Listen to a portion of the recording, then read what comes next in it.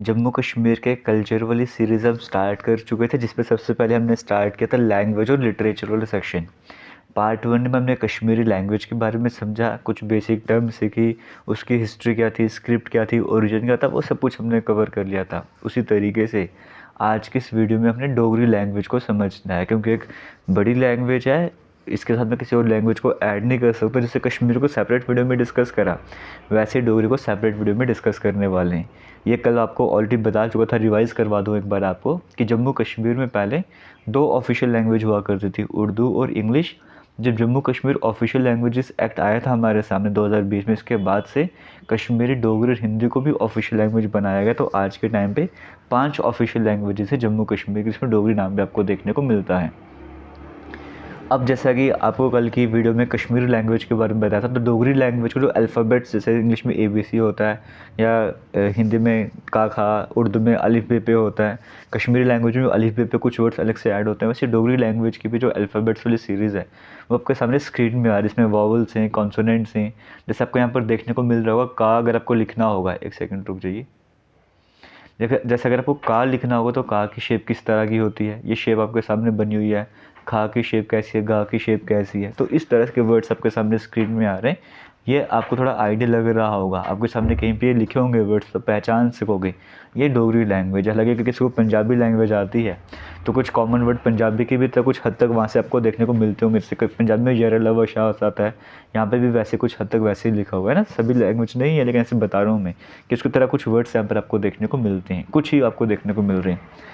अभी जैसे आपको मैंने लास्ट टाइम कल कश्मीरी के कुछ बेसिक आपको सेंटेंस सिखाए थे, वैसे ही डोगरी की अगर मैं बात करूँगा कि आपको पता लगे डोगरी होती कैसी। वैसे तो जम्मू कश्मीर वालों को पता ही होता है।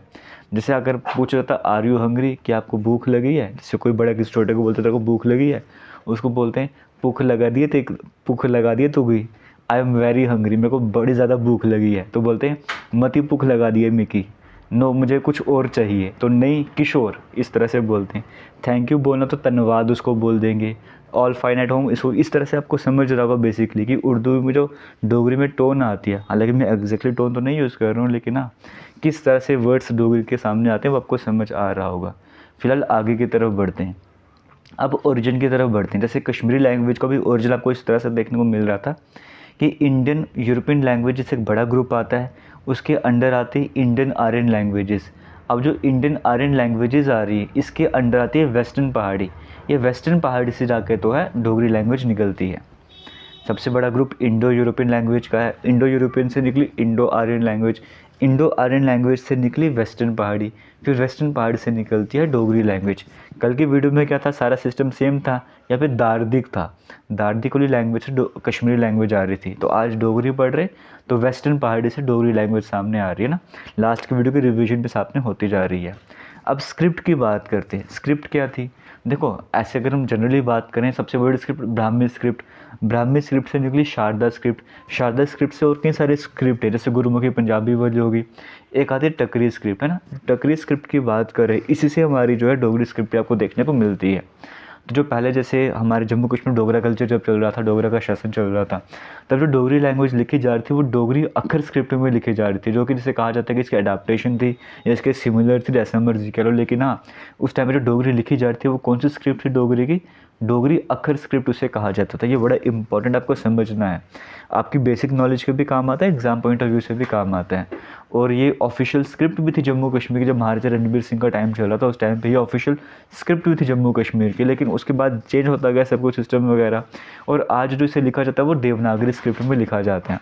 लेकिन अगर एक बात देखा जाए, जैसे अगर आप जम्मू यूनिवर्सिटी में पढ़ते हो, जम्मू कश्मीर के रहने वाले हो, अगर आप ग्रेजुएशन के टाइम में डोगरी वगैरह यूज़ करते हो, लैंग्वेज वगैरह ना, तो आज के टाइम पे क्या पता, जब मैं वीडियो बना रहा हूँ तब वो चेंज हो गया हो। लेकिन आज से 2-3 साल पहले मैंने देखा कि जो बुक्स यहाँ पर आती है, जैसे डोगरी लैंग्वेज अगर कोई सिलेक्ट करता है तो वो बोलने में तो डोगरी है, लेकिन वो हिंदी में लिखा हुआ है। तो ऐसा होना चाहिए था, या ऐसा होना चाहिए, अगर कोई स्टूडेंट डोगरी लैंग्वेज सेलेक्ट करता है तो अगर वो बोल रहा है डोगरी में, जो वहाँ पे अल्फ़ाबेट्स यूज़ करेंगे लिखा हुआ है वो भी डोगरी में लिखा होना चाहिए। इन्हीं बातों को ध्यान पे रखते हुए अभी डिसीजन लिया गया था लास्ट टाइम पे। जैसे कश्मीर में क्या था, कश्मीर जो प्राइमरी स्कूल्स में कंपलसरी थी, कहा कि जम्मू के जो प्राइमरी स्कूल्स है जहाँ पे जनरल डोगरी बोली जाती है, जम्मू के जो भी स्कूल है वहाँ पे डोगरी जो प्राइमरी लेवल पे जो स्कूल होंगे वहाँ पे पढ़ाई जाएगी, कंपलसरी करा जाएगा। ये बात भी सामने आई थी आज से 5-6 महीने पहले। तो फिलहाल स्क्रिप्ट का क्या फंडा है, इसका ओरिजिन क्या है, वो आपको समझ आ रहा होगा। सारे इंपॉर्टेंट पॉइंट है जो आपसे भी डिस्कस कर रहा हूँ, बस आपने वीडियोज़ को शेयर करते जाना है। अब यहाँ पर देखिए जो 22 ऑफिशियल लैंग्वेजेस हमारे इंडिया की हैं 8th शेड्यूल में, क्या उसमें डोगरी मेंशन है? हाँ बिल्कुल, उसमें डोगरी का नाम भी आपको देखने को मिलता है। तो डोगरी जो है वो 92 अमेंडमेंट एक्ट आया था 2003 में। इस अमेंडमेंट के थ्रू डोगरी को जो है वो नेशनल लैंग्वेज का दर्जा दिया गया। तो वो डेट थी 22 दिसंबर, तो 22 दिसंबर 2003 को डोगरी लैंग्वेज को इस लिस्ट में ऐड करा गया था। तो इसीलिए यही रीज़न है कि डोगरी मान्यता दिवस जो है वो 22 दिसंबर को सेलिब्रेट करा जाता है। 22 दिसंबर को क्यों सेलिब्रेट करा जाता है, अभी आपको रीज़न यहाँ पे समझ आ रहा होगा। अब एक और स्टैटिक जीके वाले तरफ से अगर हम इंपॉर्टेंट क्वेश्चन की बात करेंगे, फादर ऑफ डोगरी लैंग्वेज किसे कहा जाता है, तो रामनाथ शास्त्री जी की बात करेंगे, इन्हें फादर ऑफ डोगरी लैंग्वेज कहा जाता है। इन्हें पितामह डोगरी, मतलब वही ट्रांसलेशन करके बोलो, डोगरी का पितामह भी इन्हें कहा जाता है, या फिर भारतेंदु हरिश्चंद्र ऑफ डोगरी कहेंगे, वो किसे कहा जाता है अगर आपसे पूछा जाएगा, तो वो भी रामनाथ शास्त्री जी को कहा जाता है। तो ये कुछ इंपॉर्टेंट स्टैटिक जीके के रिस्पेक्ट से पॉइंट्स सबसे डिस्कस कर रहा हूँ। बाकी हमारे यूट्यूब चैनल जेके लेटेस्ट इन्फो के नाम से है, वहाँ पर जाके आप हमें फॉलो कर सकते हो। वहाँ पे और भी कई तरह की वीडियोज़ अवेलेबल है जो आपके लिए इंपॉर्टेंट रहने वाली हैं। हमारे सारे सोशल मीडिया हैंडल्स जेके लेटेस्ट इन्फो के नाम से, चाहे वो टेलीग्राम है, चाहे वो फेसबुक पेज है, चाहे इंस्टाग्राम है, जहाँ पर आपको डेली अपडेट्स वगैरह मिलते रहते हैं। तो वहाँ पर जाके फॉलो करना चाहते हो फॉलो कर लो, नहीं करना चाहते हो तो अभी फॉलो कर लो, अपने बेनिफिट ही रहने वाला है, कुछ ना कुछ आपको मिलता ही रहेगा।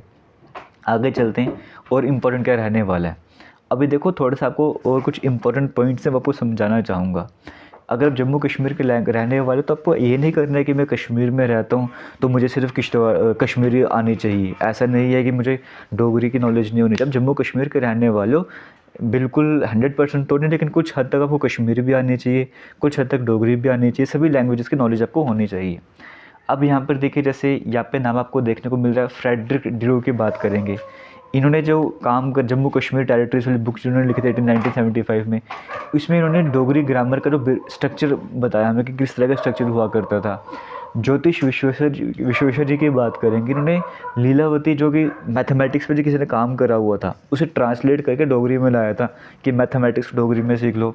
फिर अक्टूबर 1953 की बात करेंगे, गवर्नमेंट ने डोगरी लैंग्वेज कमेटी भी अपॉइंट करी थी जिसका चेयरमैन जो श्री गिरधारी लाल डोगरे जी को बनाया गया था। और 2 अगस्त 1969 को जो जनरल काउंसिल साहित्य अकेडमी, उन्होंने डोगरी को जो है वो इंडिपेंडेंट कंटेम्प्रेरी लिटरेरी लैंग्वेज का दर्जा भी दिया था, तो रिकॉग्नाइज़ करा था इस तरीके से।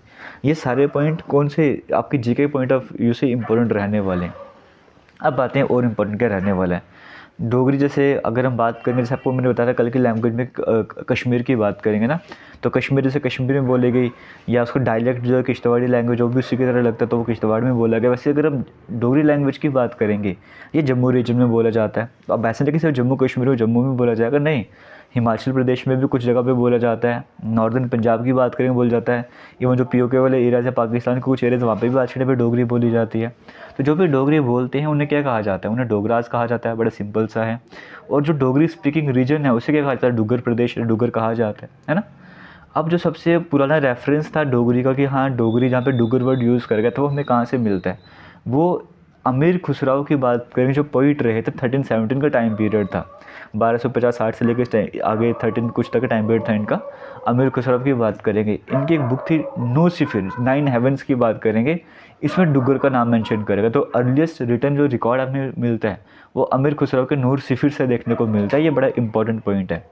उसके बाद राजा शक्तिकरण जी की बात करेंगे, इन्होंने क्या करा था, इन्होंने डोगरी स्क्रिप्ट को इनोवेट करा था और उसका नाम क्या रखा गया, गणमत उसका नाम रखा गया था। तो ये भी बड़ा इंपॉर्टेंट बन जाता है, जब इसकी इनोवेशन करी किसने करी और उस इनोवेशन का नाम क्या रखा गया था, गणमत इसका नाम रखा गया था। और इम्पोर्टेंट क्या रहने वाला है। अब देखो ये जैसे डोगरी की हम बात करें, डोगरा रूल जम्मू कश्मीर में रहा, डोगरी इतने मतलब अपने एक्सट्रीम पॉइंट पर थी, तो उसके बाद डोगरी अचानक से गायब क्यों हो गई, उसका रीज़न आपको बताता हूँ मैं। देखो जब अगर हम डुग्गर देशने की डोगरों की बात करेंगे, जो हमारे यहाँ पे हुआ करता था, डोगरा एम्पायर यहाँ पे चल रहा था, तो ये जो कोर्ट हुआ करते थे वहाँ की ऑफिशियल लैंग्वेज हुआ करती थी डोगरी। लेकिन होता क्या, जैसे आपको रणबीर सिंह जी के बारे में बताया कि उस टाइम स्क्रिप्ट थी डोगरी वगैरह की। जब इनकी डेथ हो जाती है, फिर महाराणा प्रताप सिंह जी जब सिंहासन पर आते हैं, तब जम्मू कश्मीर की बात करें, डोगरा स्टेट की बात करें, 2 ऑफिशियल लैंग्वेजेस हुआ करती थी, एक हुआ करती थी डोगरी, एक हुआ करती थी पर्शियन। अब जैसे रणबीर जी की डेथ हो जाती है, फिर अब ब्रिटिश तो हैं यहाँ पे, तो पॉलिटिक्स वगैरह सामने आ जाती है। तो उस टाइम पे राय बहादुर पंडित की बात करेंगे, उन्हें बेचते हैं, कहते हैं कि तुम एक काम करो, प्रपोजल लेके जाओ जहाँ पे तुम बोलो कि उर्दू को जो है वो कोर्ट लैंग्वेज बनाया जाएगा।